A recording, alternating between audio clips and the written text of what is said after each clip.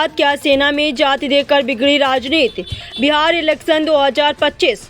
नमस्कार दोस्तों, स्वागत है आपका हमारे YouTube चैनल पर। आज हम बात करने जा रहे हैं बिहार चुनाव 2025 की सबसे बड़ी राजनीतिक हलचल पर।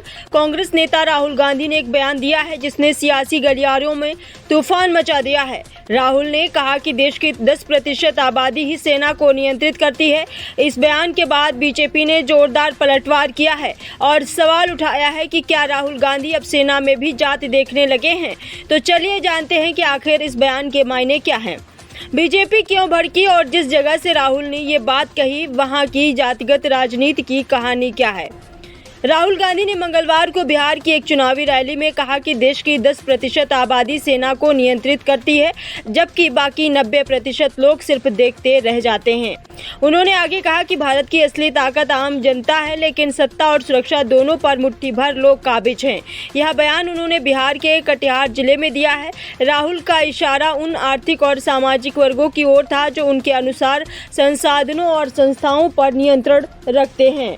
लेकिन इस बयान के सामने आते हैं बीजेपी ने कांग्रेस पर तीखा हमला बोला।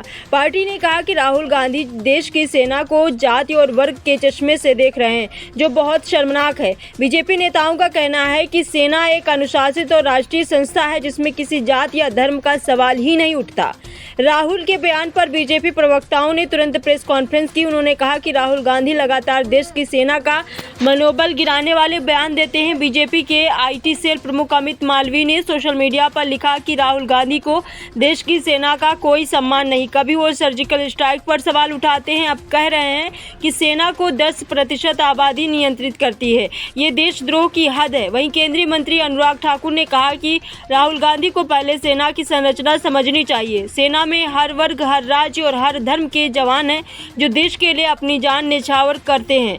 ये वही सेना है जो सीमाओं पर रात दिन खड़ी है और राहुल गांधी उस पर राजनीति कर रहे हैं। उन्होंने कहा राहुल गांधी का बयान बिहार में दिया गया और यही वजह है कि यह और ज़्यादा संवेदनशील बन गया है।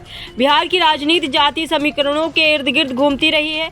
जिस कटिहार जिले में राहुल ने रैली की वहां मुस्लिम और यादव मतदाताओं की संख्या अधिक है। कांग्रेस और महागठबंधन इन्हीं वोटों को मजबूत करने की कोशिश में है।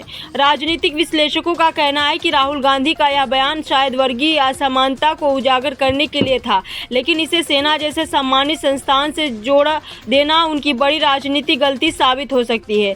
बिहार में एनडीए इसे राष्ट्रवाद बनाम विभाजनकारी सोच के रूप में पेश की पूरी कोशिश करेगा। अगर तथ्यों की बात करें तो भारतीय सेना में देश के लगभग हर राज्य, धर्म और जाति के लोग शामिल है। भारतीय थल सेना में कुल 12 लाख से ज़्यादा सैनिक और इनमें किसी प्रकार का जाति विभाजन नहीं है। हालांकि कुछ रेजिमेंटें ऐतिहासिक रूप से खास समुदाय से जुड़ी रही हैं, जैसे सिख रेजिमेंट, राजपूताना राइफल्स या गोरखा रेजिमेंट, लेकिन यह परंपरा ब्रिटिश काल से चली आ रही है और अब आधुनिक भारतीय सेना पूरी तरह समान अवसर पर आधारित है।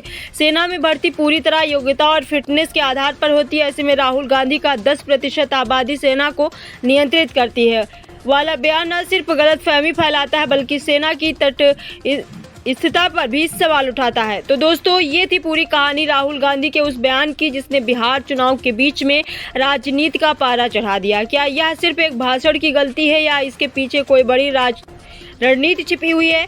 आपका क्या मानना है? क्या राहुल गांधी ने सच में गलती की या उनके शब्दों को तोड़ मरोड़ कर पेश किया गया? नीचे कमेंट में जरूर बताएं।